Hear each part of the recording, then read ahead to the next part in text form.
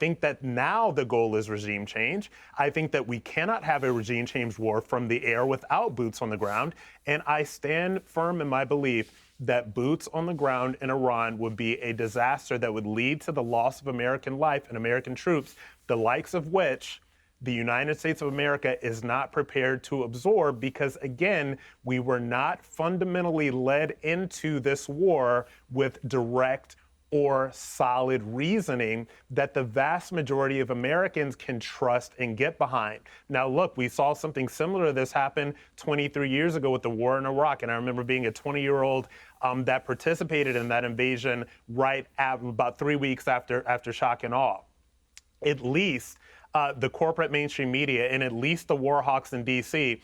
did us the solid of giving us 6 months of propaganda, which ended up being lies before we went into that war. We weren't even given that with this one.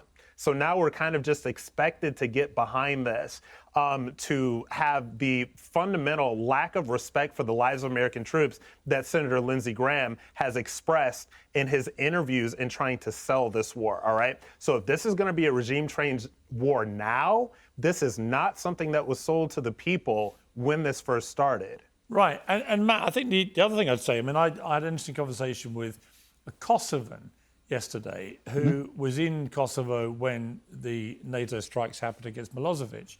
And he said he was seeing a similar thing. He'd be speaking to some Iranians. He runs a cafe and they came in and talked to him.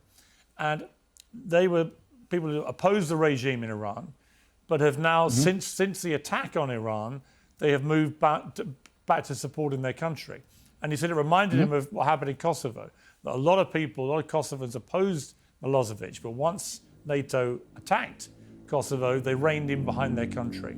And it may go some way to explaining, in addition to the fact there are bombs flying everywhere, which is a deterrent of people taking to the streets, and the protesters who were killed in January and so on. It may be a third dimension to this, that actually, when any country comes under big attack like this, it can often drive people to get behind their country, even if they have to hold their noses about the people leading it. And that would be a third element to this, apparent surreptitious regime change going on that I would find questionable, because there is no sign of the people rising up at the moment. And at some stage, if you're actually going to have a regime changing, you need that to happen.